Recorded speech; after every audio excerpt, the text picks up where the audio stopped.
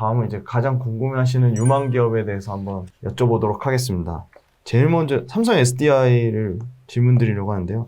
삼성 SDI는 중대형 전지만 하지 않고 소형 전지 쪽도 많이 하지 않나요? 예, 맞습니다. 비즈니스 모델, 이 소형 전지랑 이 자동차에 들어가는 전지랑 비중 차이가 어떻게 되고, 주 납품처라든가 뭐 이렇게 설명, 기업 소개 좀 부탁드릴게요.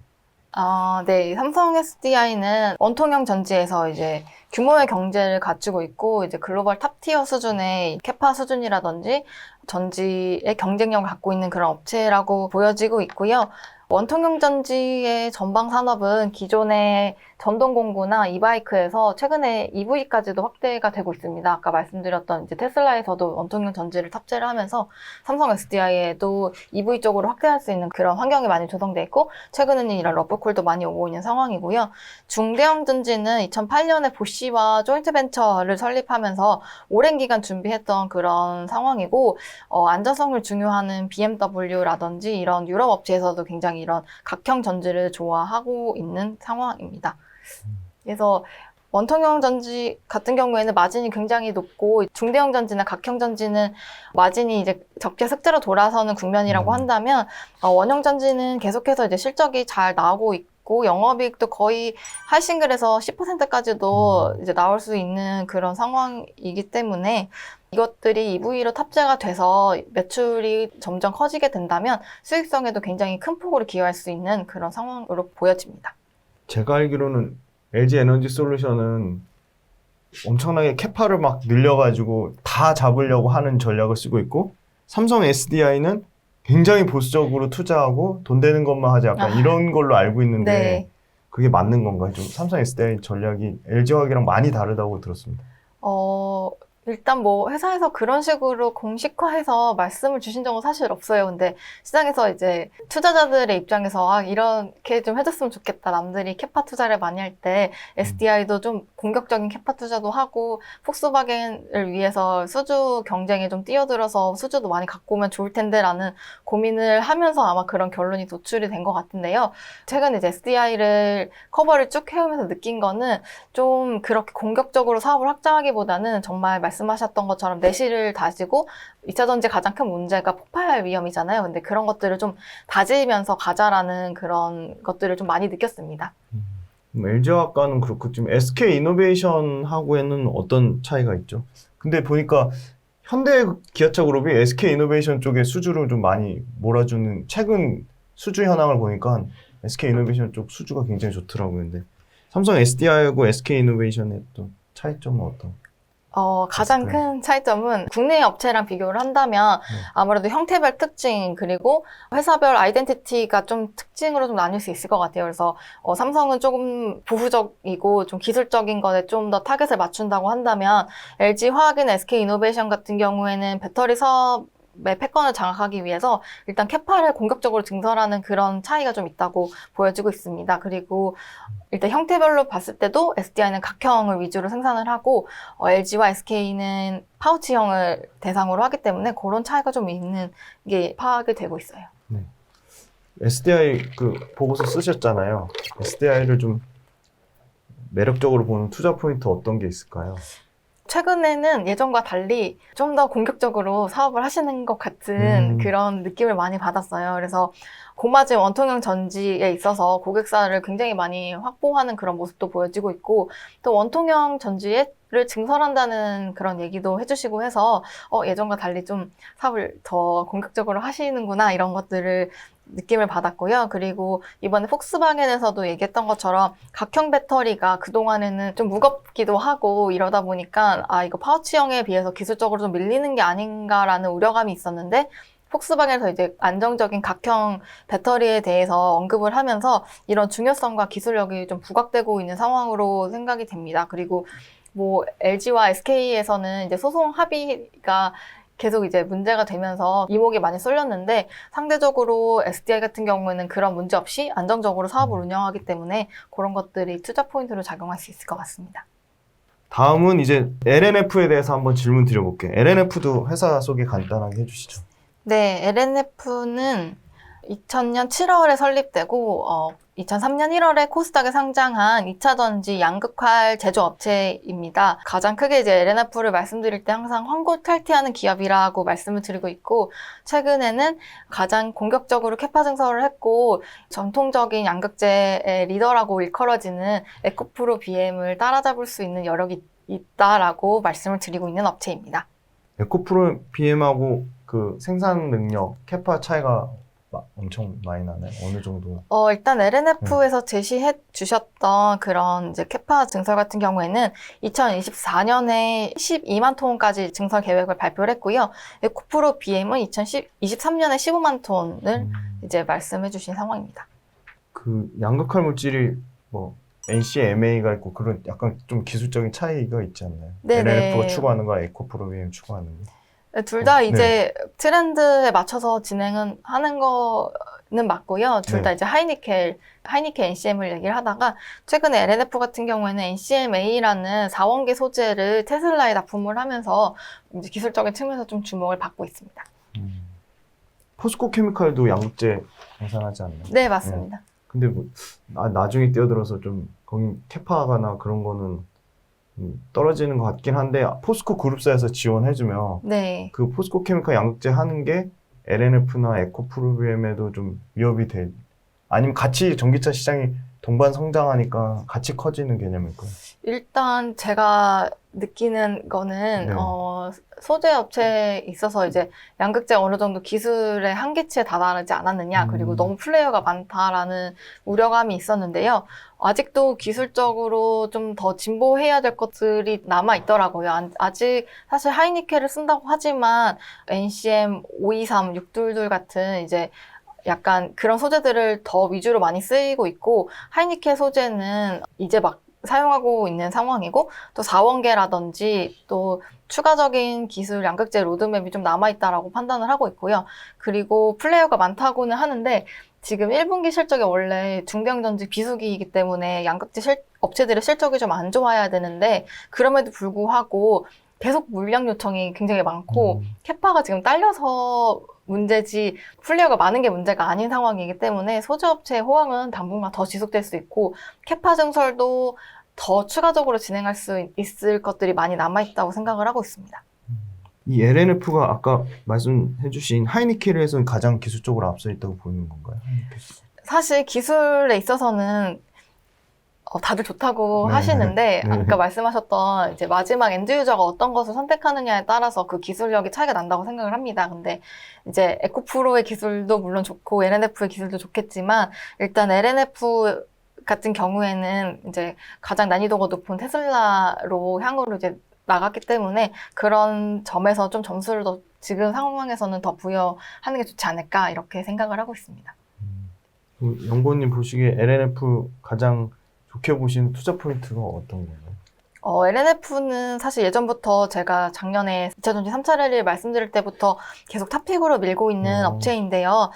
최근에 다시 또 이제 투자 포인트가 바뀐 것들을 말씀을 드리면은 2022년, 1년 22년 실적 추정치를 상향시켰습니다. 그래서 기존에 매출이 올해 기준으로 7천억 정도 추정을 했었는데, 수정을 이제 한 매출액이 42% 정도 매출액을 상향 조정을 해서 거의 1조 정도가량 추정을 했거든요. 그래서 그 이유 같은 경우에는 말씀드렸던 소재가 없어서 못 팔아요. 그래서 지금 기존 캐파를 좀 효율화를 진행을 해서 기존 대비해서 30% 정도 좀 더 물량을 출하할 수 있는 그런 여지를 마련했기 때문에 지금 가장 큰 투자 포인트는 실적 추정치 상향이라고 좀 말씀을 드리고 싶습니다.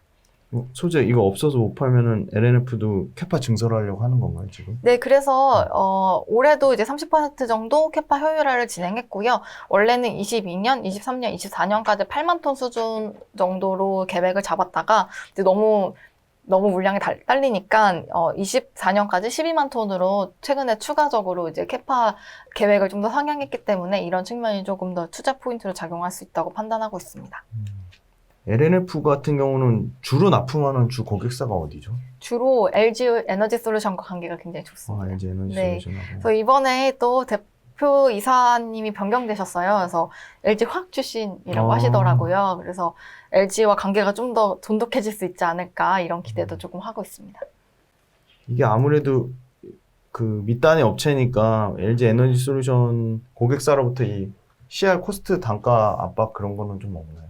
단가 압박은 있긴 한데 네. 이제 아까 말씀하셨던 것처럼 아직 그 전기차 성장의 키를 배터리 2차 전지가 쥐고 있잖아요. 아직 계속 물량도 부족하고 만들고 싶어도 못 만드는 그런 상황이기 때문에 아직 뭐 이렇게 CR이 크게 내려올 단계는 아니지만 그래도 이런 소재나 부품 업체는 계속적으로 단가를 내려야 하고 향후에는 이제 그 셀 단위 단가가 100불 정도로 낮아져야 되는 그런 목표점을 갖고 있기 때문에 계속 내려가는 거는 당연한 수순이라고 생각하고 있습니다. 지금 이 LLF는 마진율이 어느 정도 나오죠? 이제 막 작년부터 증설을 진행을 해서 정상 마진은 안 나오고 있기는 한데 내년 정도에 6% 정도 BM 예상하고 있습니다. 다음은 에코프로비엠도 LNF 같은 양극할 물질 만드는 회사잖아요. 예, 맞습니다. 네. 여기는 에코프로비엠만의 뭐 어떤 특징이나 차별화된 포인트 있으면 설명 부탁드릴게요. 여기도 중장기적으로 가장 가파른 캐파 증설을 이제 목표로 하고 있기 때문에 이런 것들이 이제 좀 양극재 차별화된 포인트라고 좀 볼 수 있고요. 그리고 올해는 조금 관전 포인트로 작용을 할 수 있는 게 에코프로 전반적인 계열사에서 수직 계열화를 진행을 하고 있습니다. 그래서 그런 게 이제 적용이 돼서 뭐 중간 전구체부터 이제 계속적으로 전반적 계열사에서 다 생산할 수 있고 또 리사이클링 같은 사업도 진출을 하기 때문에 올해 하반기부터 조금 원가 절감할 수 있는 그런 역량이 좀 부각될 수 있지 않을까 이렇게 판단을 하고 있습니다. 리사이클링이란 게 폐배터리 활용하는 네, 폐배터리 활용해서 뭐 이렇게 양극재 같은 걸 다시 이렇게 추출해서 사용할 수 있는 그런 작업들이 올해 하반기부터 이루어질 것으로 보여지고 있습니다. 그 아까 수직 계열화 말씀하셨는데 제가 정확히 명칭이 생각 안 나는데 이 자회사 중에 굉장히 이 2차 전지 관련된 비즈니스 하는 회사 중에 굉장히 똘똘한 회사가 하나 있는 걸로 알고 있거든요. 아, 그런가요? 모르시는구나. 다음은 이제 첨보로 넘어가 보겠습니다. 첨보는 개인적으로 양극할 물질처럼 그렇게 경쟁이 치열하지 않으면서 오히려 이런 회사들이 좀 더 매력적이지 않을까 생각이 드는데. 네, 첨보는 다양하던 고객사를 갖고 있고 전반적인 시장의 성장을 같이 함께 좀 향유할 어떤 고객사에 이렇게 편중되지 않고 시장 성장을 고루 이제 가져갈 수 있다는 것이 말씀하셨던 그런 장점으로 보여지고 있습니다. 약간 화장품으로 치면 ODM 같은 거네요. 네, 약간 그럴 수 그런 있죠. 뉘앙스가 좀 네. 있는 것 같아요. 이 첨보에 나오는 게 개념이 너무 어렵던데 LIFSI, LIPO2, F2 이거 설명 좀 부탁드릴게요. 네, 일단 전해질을 사실 저도 잘 몰랐고 네. 사실 전해액이 뭔지 전해질 염이 뭔지 모르시는 분들이 꽤 있더라고요. 네네네. 그래서 예전에 한번 자료를 작성했는데 이제 아까 말씀드렸던 4대 소재에 들어가는 거는 전해액입니다. 그리고 첨보가 만드는 건 전해질 염이라고 보시면 돼요. 그래서 전해액의 특성을 좌우할 수 있는 전해질 염을 생산하는 업체라고 보시면 되고 그 전해질 염의 종류가 아까 말씀하셨던 LIFSI, 뭐 피전해질, 짧게는 비전해질 이런 식으로 말을 하고 있습니다. 좀 간략하게 설명을 드리면은 F 같은 경우에는 안전성 향상이라든지 수면 연장에 굉장히 도움을 주는 그런 물질이라고 합니다. 그래서 낮은 온도에서 배터리 방전 억제해주는 그런 특성을 가지고 있고요. 그리고 피전해질 같은 경우에는 충전 시간을 단축해주는 역할을 하고 있다고 이제 보여지고 있습니다. 그리고 비전해질은 순간 출력을 굉장히 향상시킬 수 있는 그런 전해질 염의 특성을 가지고 있다고 이렇게 알고 있습니다.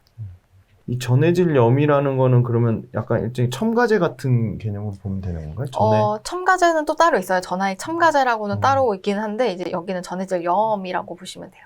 이 전해액을 구성하는 요소는 전해질 염이랑 유기용매 그리고 첨가제로 이렇게 3개 정도로 이제 구성이 되어 있는데 그 중에서 첨보가 만드는 건 전해질 염과 첨가제입니다. 이 첨보만의 가장 차별화된 투자 포인트가 어떤 게 있을까요? 첨보 가장 차별화된 투자 포인트는 이제 첨보를 이제 얘기를 하시면은 가장 인상이 깊었던 게 IPO 때 갔을 때 그렇게 대표님이랑 같은 테이블에 앉아서 식사를 하면서 얘기를 했었는데 첨보가 2007년에 그 LCD 식가격의 국산화 그 국책과제를 연구했다고 합니다. 그래서 제가 기억하기로 한 2, 3억 정도 되는 아주 작은 비용을 투자를 해서 이 식가격 첨가제인 ATG라는 그런 이제 물질을 만들었는데 정말 3억이란 돈은 큰 돈이 아닌데 이걸 통해서 글로벌 점유율 95%까지 가지고 왔었어요. 그래서 여기서 이제 찾을 수 있는 게 그럼 어떻게 이러한 독일의 노바셉이 주도하던 시장을 이렇게 많이 가지고 올 수 있었냐라고 여쭤봤더니 공정 설계 기술 노하우를 가지고 있다고 합니다. 그래서 이 공정 설계를 가장 단축적이고 효율적으로 만들어서 가장 싸게 이 물질들을 만들 수 있는 그런 역량을 가지고 있고 이게 지금 2차 전지 전해질 염에도 이러한 공정 노하우를 이제 적용을 했기 때문에 말씀 주셨던 이런 다양한 F 전해질, P 전해질, D 전해질 이런 것들에서도 좀 경쟁사 대비해서 우수한 제품을 값싸게 만들 수 있는 것들이 장점이 아닌가 이렇게 판단하고 있습니다.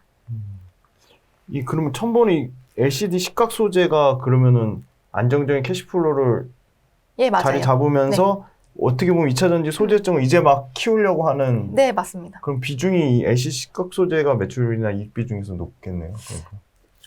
이제까지는 2020년까지는 좀 비등비등한 매출 실적을 가지고 있었는데요. 그러니까 작년 기준으로 말씀드리면은 전자 소재의 합이 한 600억 정도 되고 2차 전지가 한 760억 정도 됐는데 올해는 이제 예상을 한 1,700억 정도로 2차 전지를 예상하고 있고 전자 소재 같은 경우에는 뭐 LCD 업황이 좋지가 않잖아요. 그래서 이제 플랫하게 가져간다고 보면은 이제는 2차 전지 소재가 거의 이제 주요 키 드라이버로 활약할 수 있는 그런 구간이다라고 판단하고 있습니다.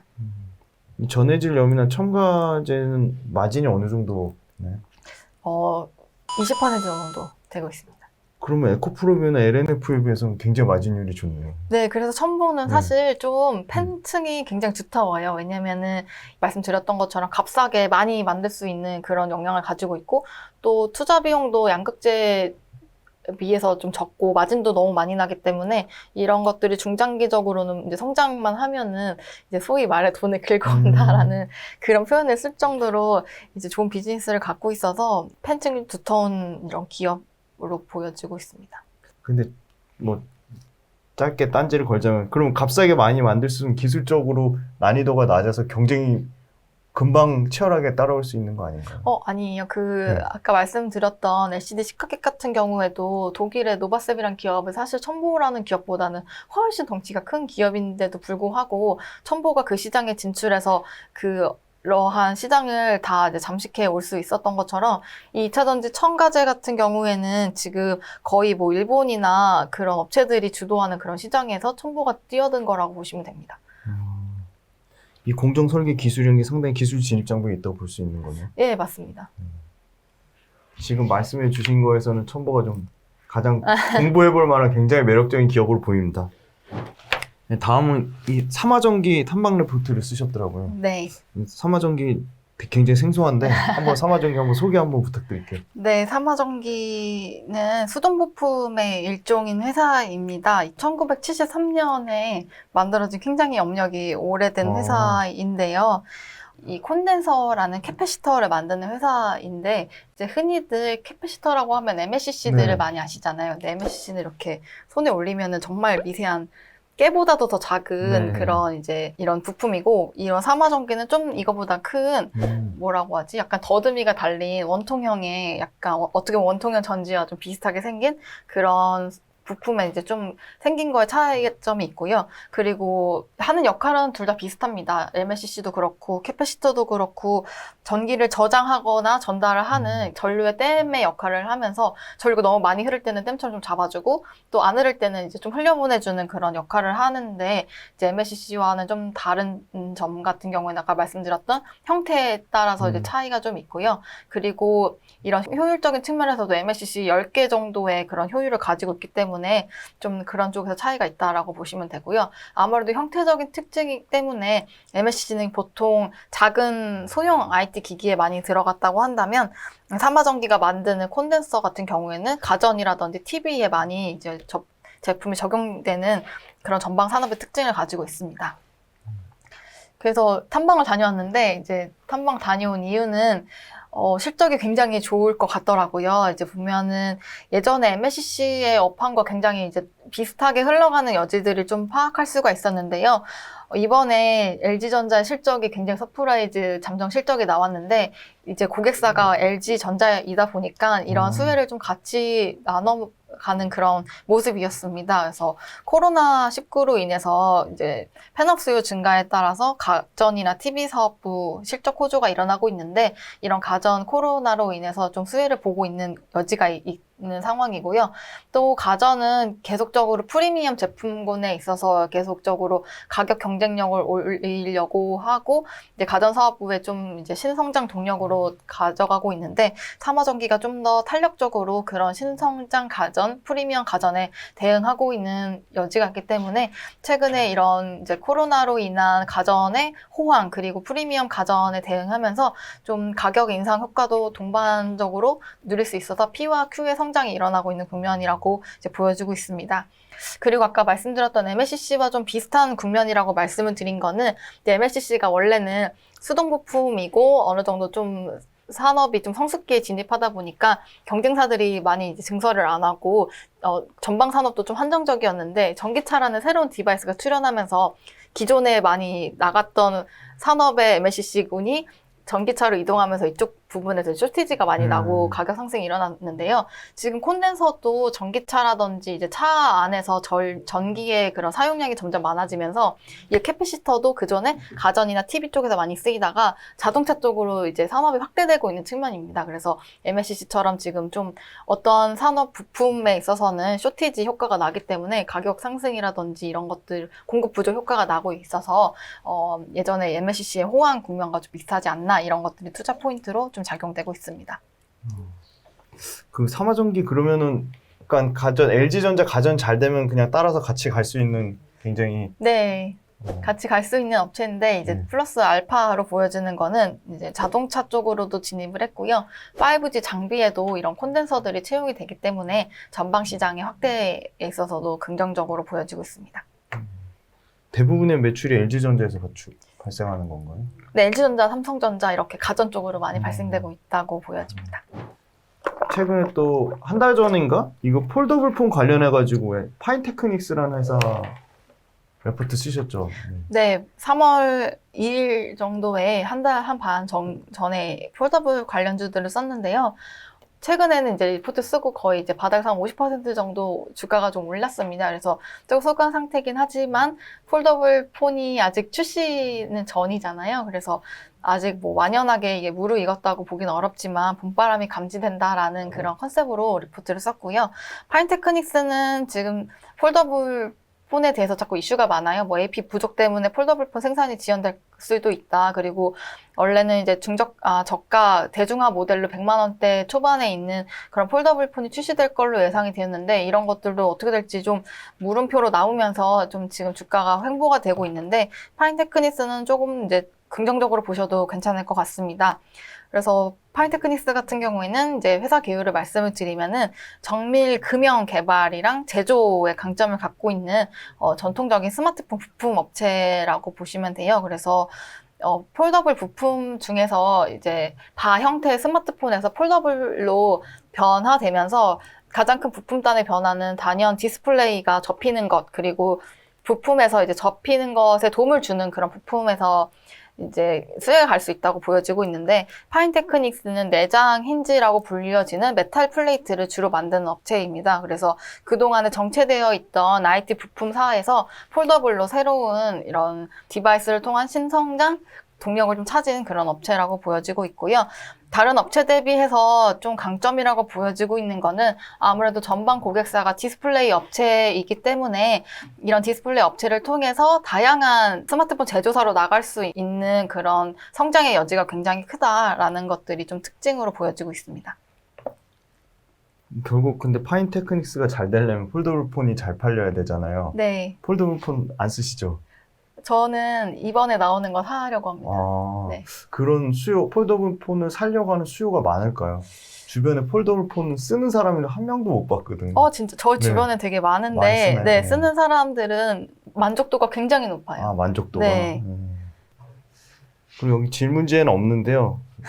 네, 계속 레포트를 쓰셨으니까 그냥 일반적인 질문 간단한 거 하나 드릴게요. 네.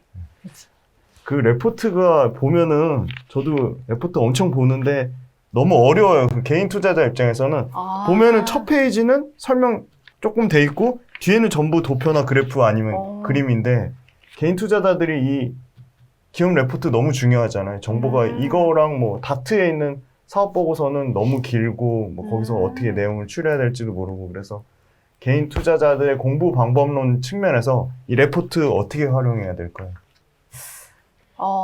일단 처음에는 그 기업 내용을 먼저 공부를 하시고 저는 예전에 맨 처음에 주식을 시작하고 기업 이제 대학교 때 공부를 했을 때 먼저 기업 개요를 따로 공부를 하고 그리고 다트를 먼저 들어가서 찾아봤어요. 왜냐면은 이게 기본적인 지식이 없으면 리포트는 좀 이제 중간중간 스팟 개념이라든지 중요한 것들을 위주로 정리를 해놓은 거기 때문에 아무런 기초 지식이 없이 바로 이걸 보면은 이해가 안 가고 저도 맞아요. 이해가 예전에 안 갔었거든요. 그래서 처음에는 기업 개요를 먼저 보시고 그 다음에 이렇게 매출 분석을 먼저 하면 이 숫자가 왜 매출이 이렇게 올라갔고 영업이익이 왜 이렇게 났는지 이런 것부터 공부를 하시고 나서 기업 리포트와 맞춰보면은 좀 더 이해가 쉽지 않을까. 저도 그런 식으로 공부를 했고요.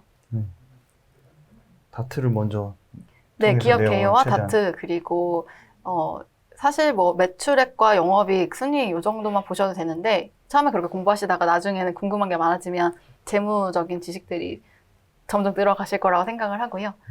그 다음에 리포트를 통해서 이제 그때그때 업데이트 되는 내용이라든지, 그 기업의 큰 방향성 이런 것들을 보시면 좋지 않을까 생각합니다. 사람들이 이 종목 레포트 나오면 목표가만 주로 많이 보시더라고요. 네.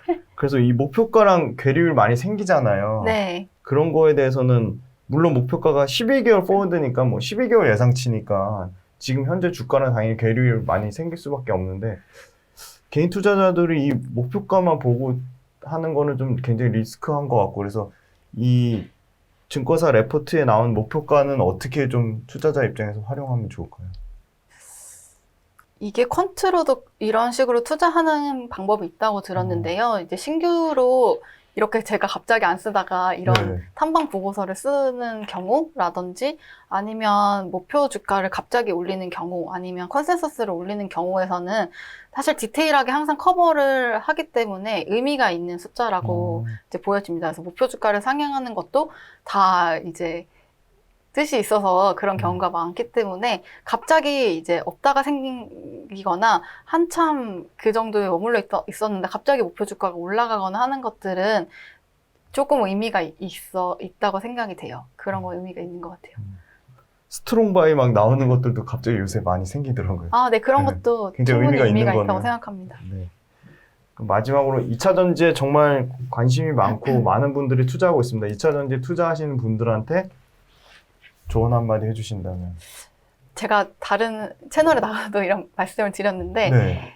너무 낙관적일 때는 조금 비관적인 것을 조금 염두를 해두시고 이제 약간 안 되나 보다라고 했을 때는 긍정적인 것들을 많이 생각을 해주셨으면 좋겠어요. 2차 전지는 중장기적 성장에 대해서는 이제 거의 의구심이 없어진 상태이고 다 아시겠지만 이제 계속 우상향하는 그런 상황인데 또 이게 좋을 때는 다 좋다고 생각하는데 그때는 항상 모든 투자자들이 다 매수를 하는 상황이고 이제 매도할 수 있는 여지가 좀 많고 또 변동성도 워낙 이게 베타가 워낙 큰 산업군이다 보니까 조금 그런 경우가 많고요. 그리고 한참 안 좋을 때는 또 최근에 한 30% 정도 이렇게 주가가 조정을 받을 때는 실질적으로 저한테 이제 물어보시는 분들도 엄청 오래 쉬지 않을까 이런 말씀을 많이 하셨거든요. 그래서 좀 그럴 때는 이제 수익이 날 수 있는 측면이 좀 이제 리스크 대비 리턴적인 관점에서 본다면 그런 식으로 좀 접근하는 게 맞지 않을까 이렇게 생각을 합니다. 그래서 너무 이제 과도하게 낙관적일 때 불타기를 하시거나 그러시기보다는 조금 한 걸음 떨어져서 밸런스 있는 시각으로 이 산업을 보시면은 훨씬 더 좋을 것 같아요.